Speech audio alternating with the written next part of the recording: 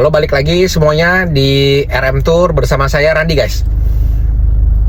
Oke, hari ini saya mau bahas mengenai dua topik utama ya. Dua topik yang cukup sering ditanyakan oleh calon peserta ya guys ya, sebelum apply ya.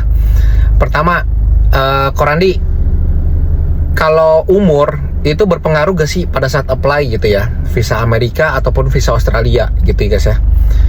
Misalnya ada yang kemudaan gitu ya, misalnya kok ini saya umurnya masih di bawah 25 tahun gitu ya, atau yang memang udah berumur justru, kok ini saya umurnya di atas 40 tahun, di atas 50 tahun, itu seperti apa sih kok gitu peluangnya gitu ya.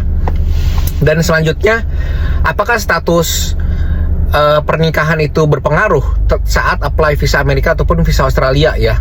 Misalnya pertama, orang itu misalnya single, atau kedua sedang married, ketiga itu misalnya dia cerai hidup ya, ataupun divorce ya, terakhir atau dia cerai mati ataupun widowed ya. Nah, kita bahas dulu mengenai yang pengaruh umur atau enggak gitu guys ya. Sepengalaman saya ya, saya udah megang visa Amerika dan Aussie udah hampir 3 tahunan ya, RM Tour ya. Nah, peserta yang paling muda itu guys ya, yang approve ya, itu umur 18 tahun ya, 18 tahun lewat lah ya, karena dia apply-nya itu sendirian. Dan kalau misalnya mau sendirian itu, kalau misalnya di interview itu harus wajib di atas 18 tahun ya, di bawah 18 tahun itu harus ada pendamping ya. Nah, dia di approve ya, statusnya itu mahasiswa ya. Ini ada lebih dari 1 orang ya guys ya, kurang lebih ada 3 orang, cuma memang apply-nya beda-beda nih, nggak saling kenal dan beda-beda gitu guys ya. 18 tahun, nah itu statusnya mahasiswa ya. Dan biasanya kalau misalnya mahasiswa itu udah pasti diakomodasi ataupun dibiayai oleh orang tua ya guys ya. Dan memang capnya itu seingat saya ya, ini udah agak lama soalnya udah lebih dari setahun lalu ya, itu lebih dari setahun lalu. Nah, capnya kalau nggak salah ada yang kosong, terus ada yang 3 negara ya, Malaysia, Singapura, Thailand ya guys ya, saya lupa ya. Nah, itu mereka approve tuh 3 orang tuh guys ya. Maksudnya beda kelompok ya, maksudnya beda hari juga, beda tanggal juga, nggak saling kenal ya. 3-3 approve tuh, umur 18 tahun up sedikit gitu guys ya. Jadi kalau misalnya ada yang bilang umurnya kemudaan di bawah 25 tahun ya, mungkin itu asumsi ya.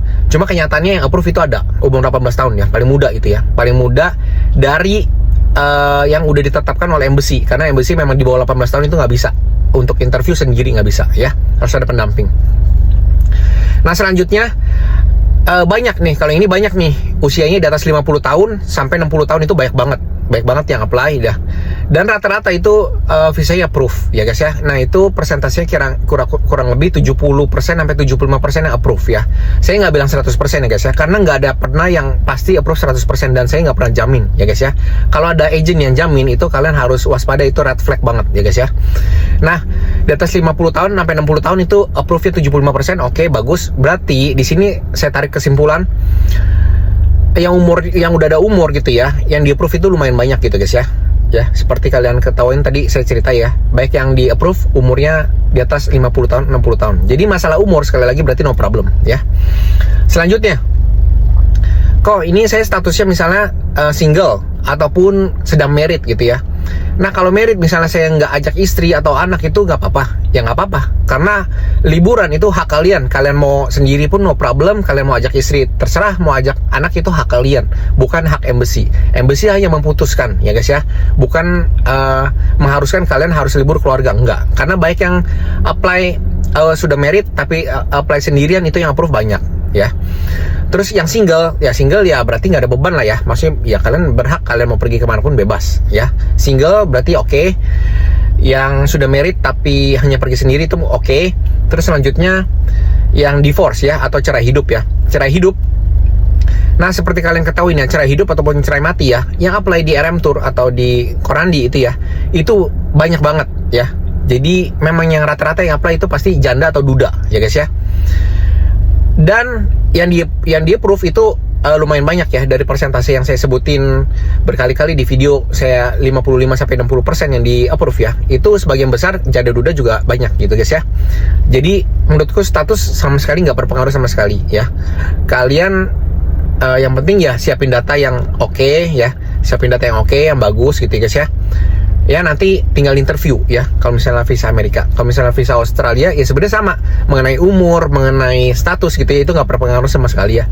Kalian tinggal ya sesuai kalian aja, misalnya mau sendiri ya apply sendiri, nggak usah ribet-ribet. Maksudnya nggak perlu, kalau sendiri maksudnya harus bilang kok ini saya harus ajak keluarga atau gimana gitu ya. Enggak, kalau misalnya memang kalian mau apply keluarga ya silahkan apply keluarga gitu guys ya.